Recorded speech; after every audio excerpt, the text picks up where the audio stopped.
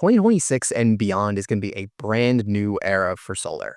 This is the first time in a very long time that we haven't had a federal tax credit, and companies are looking for new ways to be successful.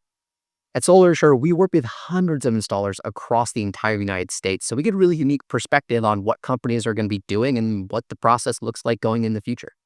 One of the things that we've been hearing in popularity increasing is something called prepaid TPO, prepaid leases and prepaid PPAs. Not a new concept by any means, but it's interesting to hear it popping up. So in order to learn more about it and explain it to you guys, the viewers, I caught up with our Eastern Region Account Executive, Chris Markowski, to give us more information. Prepaid TPO, prepaid leases, prepaid PPAs, what are they? How do they work? And this is not something that's brand new. So how long has this been around? Yeah, for sure. So a prepaid third-party owned solar system, what this is essentially for the full contract term, be it 20 years or 25 years or what have you, a prepayment of the lease to have the equipment on site, or a prepayment for the power that the system will generate over the term with a lump sum upfront. Mhm. Okay. So basically a homeowner who's trying to do this, they would say rather than, call it $100 a month, they would say, hey, this is going to be over a certain period term, X number of months, $100 a month times X. You just pay it all up front. And then you get the same benefits as a traditional lease, but it's just you pay the whole thing right away. Exactly. And what I want to get into a little bit today is kind of the history with this product class, Ryan. And I think more so in the past, that used to be the case where you'd get the benefits of having a third-party owned system. It's monitored, it's maintained, there might be a performance guarantee, but we're seeing that change a little bit. So short answer, yes. But yeah, it's like buying in bulk, right? If you pay now with a lump payment versus payments over time, you're paying less. Got it. That makes sense. So that's a great segue then, the history, because this is not a new product. How long has prepaid TPO been a thing, and why are we just hearing a lot about it right now? Yeah, so it has been around, well over a decade, probably better part of two. I think the best way to think about this is through the lens of the policy changes that are taking place. The investment tax credit for a homeowner owning a system no longer being on the table with the one big beautiful bill, right? So we could think of prepaid TPO existing before and after this pretty big change.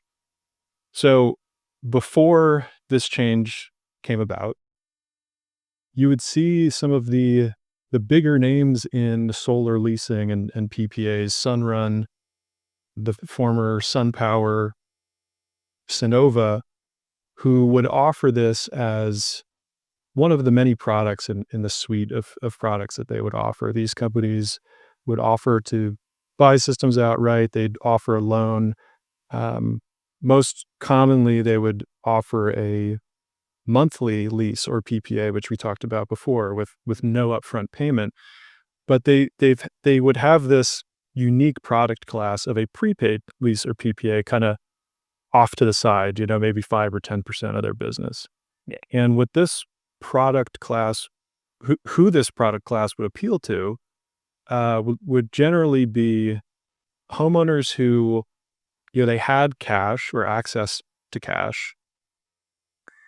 So they wanted to invest in solar. They were looking at a solar system as an investment, but where they might be attracted to paying for the system outright and getting that investment tax credit, these homeowners couldn't necessarily take advantage of that investment tax credit. So financially, essentially, that TPO company was saying, well, let us take the tax credit because we're going to own it, and we're going to take the value of that tax credit off the top, and you pay us the difference, Mr. Homeowner, Mrs. Homeowner.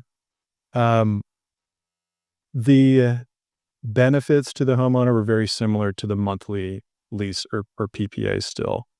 And kind of segueing to what has changed, that was I think one of the driving value propositions of this product class in the past, where, yes, you still had the owner of the system responsible for monitoring it, maintaining it, and they might even give some sort of a money back performance guarantee as well.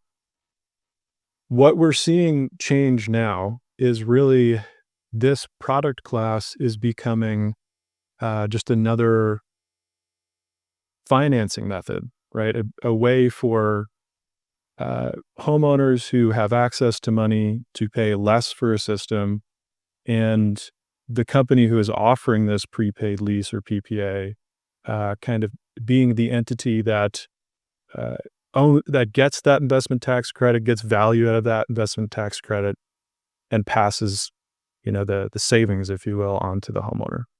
Okay. Their lower upfront cost. That makes sense. So it's really just exactly like you said, the company, whoever it is, would own it, and they're gonna take the tax credit and then essentially give it to the new homeowner here or the system owner, uh, give it to them at a discount, right? Say take all or part of that tax credit off because obviously they have to make something on it, right?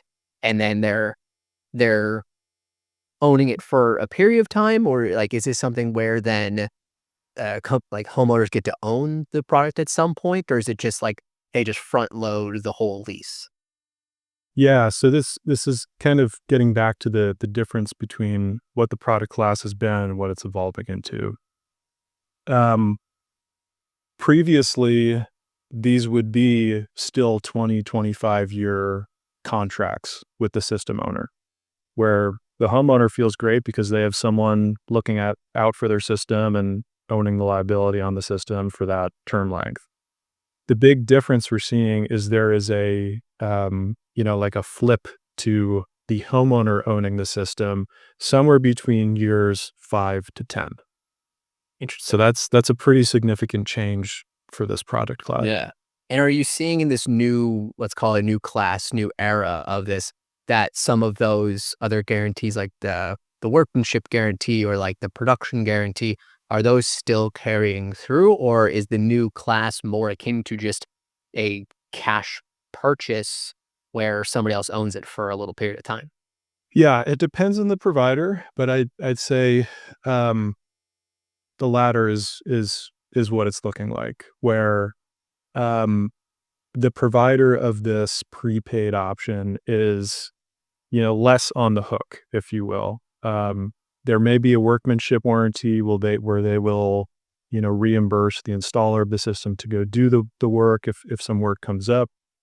But everything that we've seen kind of indicates that uh, they want they want the ownership to go to the homeowner pretty quickly, right? As soon as they have uh, gotten the value of the investment tax credit, maybe some state incentives as the system owner, um, accelerated depreciation as a commercial entity on the equipment, that entity will say, all right, Mr. Homeowner, Mrs. Homeowner, you can own the system now.